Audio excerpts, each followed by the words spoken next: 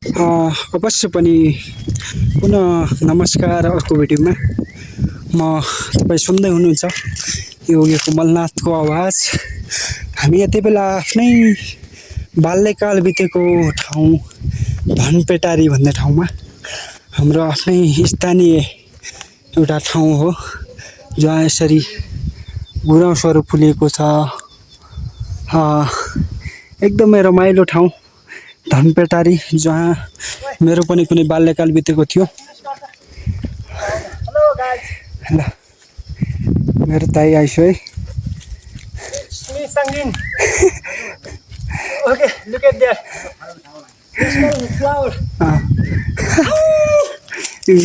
हाम्रो यो ठाउँको बारेमा केही भन्छ नि दाइ?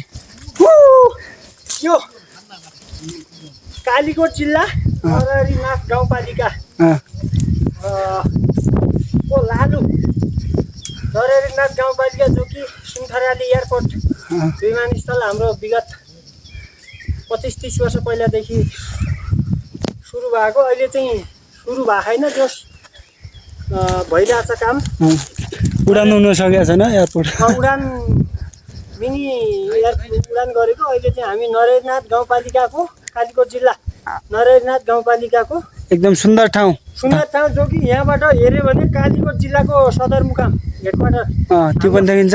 अनि बढी मालिका यहाँभन्दा माथि रूपादेवी बर्जुमाईको मन्दिरमा गयो भने हामी जाँदैछौँ। यो भनेको हाम्रो नेसनल फ्लावर, राष्ट्रिय फुल लाली गुराँसदेखि लिएर यो ठाउँमा राष्ट्रिय चरा डाँफे पनि पाउँछ माथि। यो ठाउँमा सबै पाउँछ। अब हामीले हेर्न देख्न त अहिलेसम्म पाएको छैन। अब यो ठाउँ भनेको एकदम रमणीय ठाउँ हो। हामी जस्ट घुम्नलाई आएको छौँ। हाम्रो अगाडि अङ्कल उठिन्छ, हाम्रो भाइ क्यामेराम्यान, ऊ हाम्रो भतिज हुनुहुन्छ हिक्मत साईजी। हामी चाहिँ घुम्दै अगाडि गइरहेको छौँ है। ऊ हाम्रो बेस्टलाई छुटाउनु भएन है, हाम्रो बेस्ट फ्रेन्ड आफ्नै तालमा अगाडि गइरहेछ। अवश्य पनि एकदमै सुन्दर रमणीय ठाउँ हाम्रो पहिलाका हजुरबुवाहरूले बसोबास गर्नुभएको, भैँसी पालन गर्नुभएको ठाउँ धनपेटारीमा आइपुगेका छौँ यति बेला। एउटा सानो झोपडी, त्यो झोपडीमा भैँसी राख्ने, हामी बस्ने, भैँसी गोठाला बस्ने ठाउँ हो त्यो है। हेर्नुहोस् एकदमै। अब यहाँबाट आउनुहोस् ल क्यामेराम्यान भाइ, यता आउनुहोस्। हेर्नुहोस् अगाडि सिधा सुनथराली एयरपोर्ट, जो कि जुम गरेर देखाउनुहोस्। हाम्रो यो सुनथराली एयरपोर्ट हो, कालीकोटको एकमात्र एयरपोर्ट सुनथराली एयरपोर्ट। एकदम रमणीय ठाउँ। यहाँ धेरै समयपछि आएका छौँ। यहाँ चाहिँ हाम्रो गुराँस, लाली गुराँस पनि फुलेको छ। यहाँभन्दा माथि हाम्रो सानातिना पाटनहरू अथवा हाम्रो मुख्य हिमाल पनि रहेको छ, बर्जुमाई, जहाँ रूपादेवी माईको मन्दिर पनि छ। यति बेला हामी यो ठाउँमा स्ट्रगल गरिरहेका छौँ र जुन ठाउँ एकदमै रमणीय र सुन्दर सफा छ, जहाँ अहिले चाहिँ शान्त एकदमै हावाको सुस्केरा र चराचुरुङ्गीहरूको आवाज मात्र। नमस्ते सबैजनालाई। मलाई चिन्नु भएकै छ। हामी चाहिँ अहिले नरहरिनाथ गाउँपालिकाको यो हाम्रो रूपादेवी मन्दिर, जो कि हामी बर्जुमाई भन्छौँ, त्यो ठाउँमा घुम्नलाई, दर्शन गर्नको लागि जाँदैछौँ। जो हाम्रो यो बाटोमा हिँड्दै गर्दा यो राष्ट्रिय फुल भनेको हाम्रो लाली गुराँस भेटिरहेको छ। त्यहाँ माथितिर जङ्गल, पाहाडै पाहाड, पारीतिर हेरेर एयरपोर्ट देखिन्छ, पारी सिधै है। अब हामी यो ठाउँमा घुम्नलाई आएका छौँ। जो रमाइलो छ, जस will be enjoy our trip है, जो राम्रो भइरहेछ होइन। इन्जोय इन नेचर त्यति हो।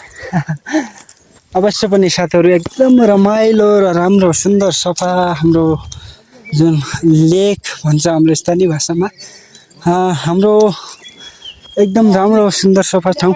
वसन्त ऋतुको आगमनसँगै हामी बुकुपुर पाटनदेखि लिएर बर्जुमाई क्षेत्रहरूमा हामी पाटनको रिसोर्ट गर्दै घुम्दै डुल्दै हामी यस्तै दिनचर्या बिताइरहेका छौँ। हाम्रो भतिज हुनुहुन्छ, जस हामी घुम्नलाई आएको छौँ। रमाइलो एउटा पुरानो साथी, एकदम सँगै हिँड्ने गरेको अब साथीहरू जस रमाइलो गरिरहेको छौँ। हामी जाँदैछौँ। आजको बसाइ चाहिँ माथितिर हुन्छ, भोलि चाहिँ हामी माथि दर्शन गरेर फर्किने अवस्थामा छौँ। जस रमाइलो भइरहेछ।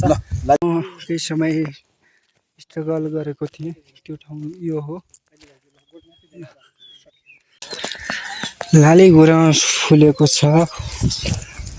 भेडा तथा बार्खाहरू यहाँ चरिरहेका छन्। एकदमै सुन्दर ठाउँ, हाम्रो आफ्नै लेक। त्यति राम्रो क्वालिटी क्यामेरा नभए पनि आफ्नै सामान्य मोबाइलबाट मैले आफ्नो दृश्यहरू देखाउने प्रयास गरिरहेको छु। एवं कुनै बेला आफ्ना बाल्यकालका सम्झनाहरू र आफ्नो आफूले बिताएको ठाउँ, यो सुन्दर ठाउँ। यति बेला म आएको छु र यहाँ भर्खरै मात्रै केही दिन अघि र यो सिजन वसन्त ऋतुसँगै लाली गुराँसहरू फुलेका रहेछन् र यहाँ भेडा बाख्राहरू पनि चरिरहेका छन्। भने हामी यो ठाउँमा घुम्न आएका छौँ आज। तपाईलाई कस्तो लाग्यो यो ठाउँ र लामो समयपछि यो ठाउँलाई देख्न पाउँदा? कृपया आफ्नो राय विचार, आफ्नो मनमा लागेको प्रतिक्रिया अवश्य पनि कमेन्टमा लेखिदिनु होला। एकदम सुन्दर ठाउँ हाम्रो। तपाईलाई एकचोटि यो सर र यहाँको आवाजहरू सुनाउन चाहन्छु।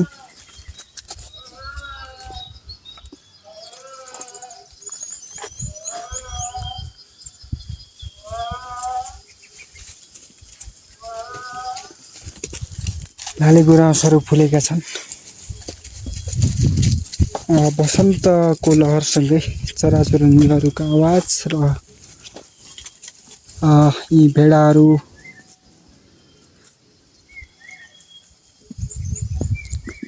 अनि हामी र यो सुन्दर नेचरसँग यसरी रमाइरहेका छौँ।